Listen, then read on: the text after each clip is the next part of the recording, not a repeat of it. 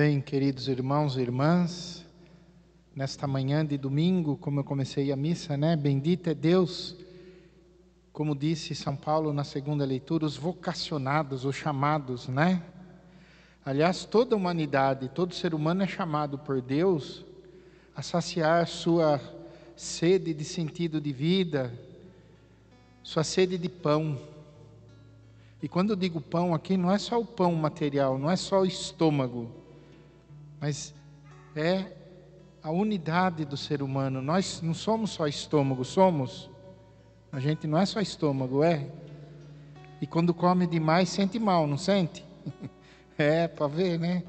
Então não é só sede de pão material, que também é importante. Ninguém, como que é que fala? A mãe sempre falava em casa, saco vazio, ampara de pé. Precisa comer sim, lógico. Aliás, esse povo que estava com ele lá, né, a multidão de mais de 5.000 homens e mulheres e crianças estavam com fome. E realmente ali era fome mesmo. E aí ele já sabia o que fazer. Eu acho tão interessante isso, né? Ele pôs à prova o André e o Felipe e o André. Mas ele mostra também que ele já está dando sinais que ele vai voltar para o Pai e ele quer deixar a sua igreja. Então ele diz, eu preciso de vocês também, para que vocês continuem tudo aquilo que eu vos ensinei. Vá e façam o mesmo que eu fiz. Aí é a missão nossa. E hoje quem que está? Que geração que está na história hoje? A nossa, somos nós. Deus chama nós com toda a limitação que temos. Porque, como disse a primeira oração, a oração que Deus coletou os pedidos de todos no início da missa, né? Sem Deus, ninguém é forte, ninguém é santo. Vocês prestaram atenção? Eu não vou nem lá, porque eu não preciso, senão eu vou sair da câmera aqui, né? Mas a oração inicial é tão forte, né? Sem Deus, ninguém é forte, ninguém é santo. E a gente vai vendo em toda a história de salvação, como Deus chama os santos. É os santos que fazem com que a gente esteja aqui hoje. Os santos de altar, Luzia, Francisco, Antônio. Eu estou falando os famosos, né? Mas está cheio de santo oculto dentro da igreja, que às vezes não fica tão famoso como eles. E a beleza do santo é a simplicidade, é a segunda leitura, e a humildade de vida. E são eles que sustentam a instituição igreja. Quem foi que sustentou a instituição judaísmo no tempo de Israel? Está aqui a primeira leitura. Foram os profetas, também santos, que foram santos. Porque eles foram fiéis à aliança com Deus. Desde Abraão, que foi feita a primeira aliança, né? Eu faço uma aliança contigo, Abraão. Você será o pai de uma grande nação. Que não vai ter nem jeito de contar, e é verdade. Abraão deve estar feliz da vida agora diante de Deus, porque a promessa se realizou. Olha onde chegou. Somos mais hoje só cristãos que creem em Deus, mesmo divididos com outras igrejas. Somos mais de quase 2 bilhões no mundo. É bastante gente, não é? É incontável. Existe, lógico, existem os mais fiéis, os mais santos, existem os mais humildes. É esses que mantêm a igreja em pé. Por isso que o inferno nunca vai prevalecer sobre a igreja por causa da santidade deles. Ou da santidade nossa, de novo eu digo, né? Porque os santos não precisam ficar famosos e nem queriam. É como Jesus aqui, né? Ele dá o exemplo no final do Evangelho. A hora que ele saciou, o povo viu que foi iniciativa de Deus na pessoa de Jesus. Eles corriam lá para fazer o que com Jesus? Tornar um rei. Vocês viram? E Jesus saiu de fininho, subiu para a montanha. Não, vocês não entenderam. Eu não estou aqui para isso. Eu estou aqui para salvar vocês. Eu estou aqui para saciar a fome de sentido de vida de vocês. Eu estou aqui para curar vocês. Eu estou aqui para dar sentido à caminhada de vocês. Eu estou aqui para dar sentido à morte de vocês. Que bonito, né? A morte. Porque Jesus venceu a morte. Vai chegar um momento, a hora de Jesus. O Evangelho de João, que vamos começar a ler agora e mais alguns domingos, é o capítulo 6 de São João que a gente começou a proclamar hoje. Vai falar de Jesus, o pão da vida, aquele que sacia a nossa sede, a nossa ânsia de entendimento da vida. Porque de onde viemos? O que a gente está fazendo aqui e para onde a gente vai? É Jesus que dá sentido a tudo isso. E o povo percebeu em Jesus isso. Assim como que na primeira leitura, o profeta Eliseu, no livro dos reis hoje, né? Santo, existiam lá os infiéis à aliança com Deus, que eram os reis. Nesse tempo, o contexto que eles estão vindo, já tinha terminado o único reino, que foi o de Salomão. Saul, Davi e Salomão. Salomão terminou. Eles enfraqueceram, se dividiram em 2 reinos, o do sul e do norte, Judá e Israel. Elias e Eliseu profetizam no reino de Israel.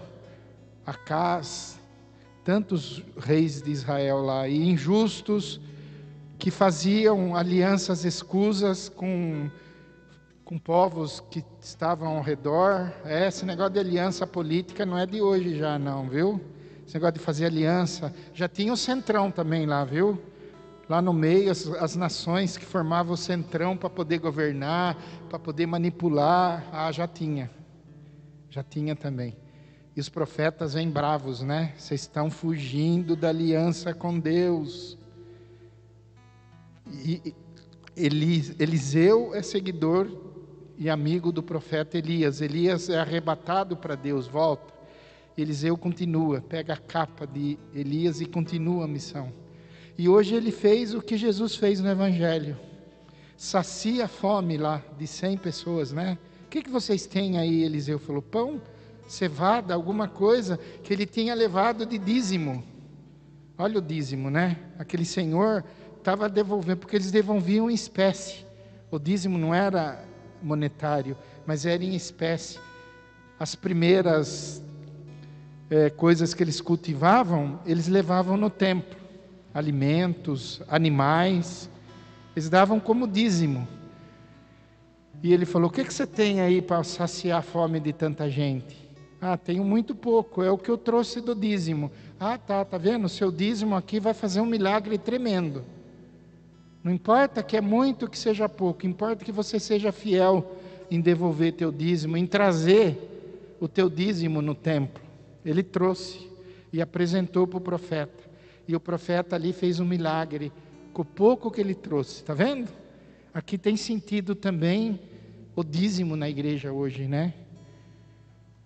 Fizemos reunião, estou fazendo reunião com todas as pastorais, movimentos aqui da paróquia. Todo sábado de manhã, 5, 4, 3, 2, 1, estão se reunindo comigo, com o diácono e com Orlando.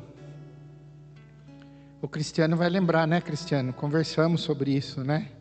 E você me lembrava, né, Cristiano, que numa reunião na diocese, Padre Virilo, que é o assessor direto do dízimo, ele falava que as paróquias que estão sobrevivendo na pandemia são as paróquias que estão trazendo o dízimo para a igreja.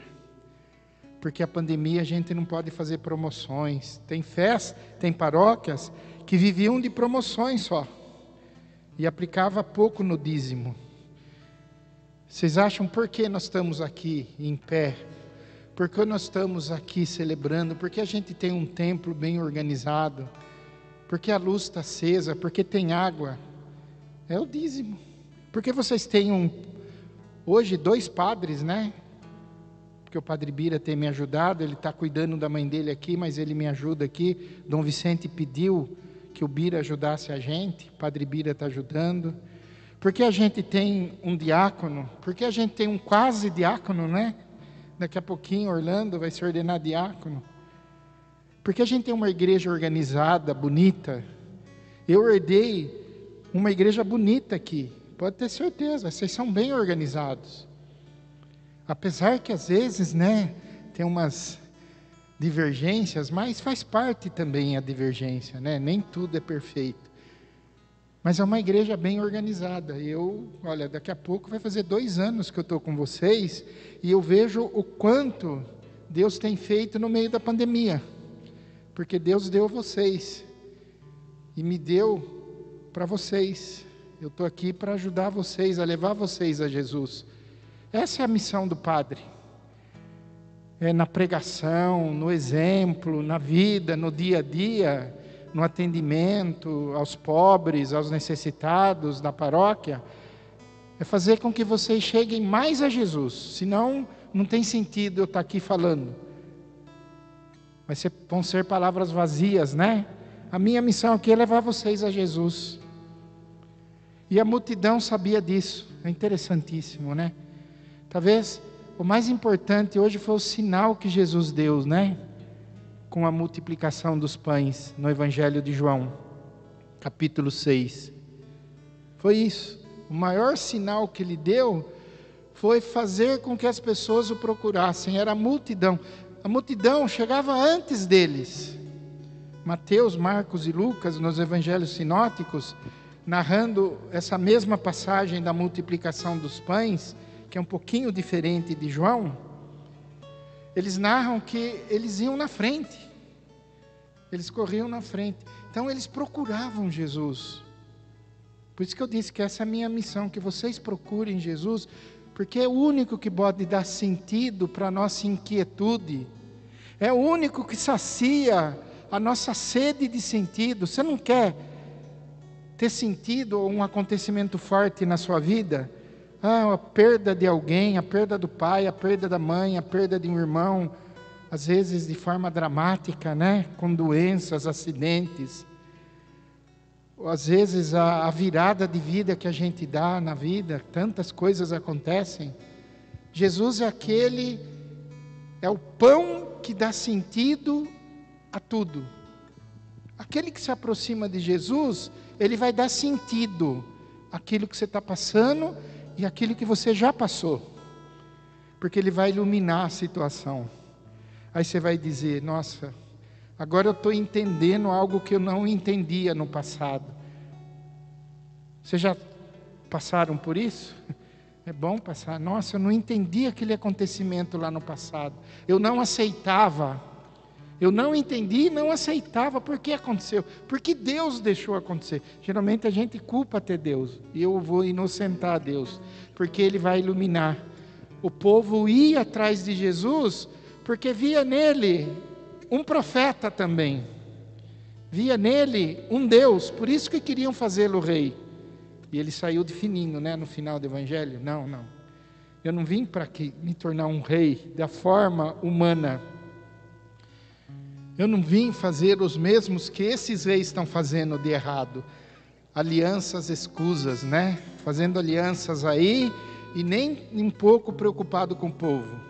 Olha o povo faminto, olha o povo sedento de pão, de trabalho, de saúde, sedento de tudo.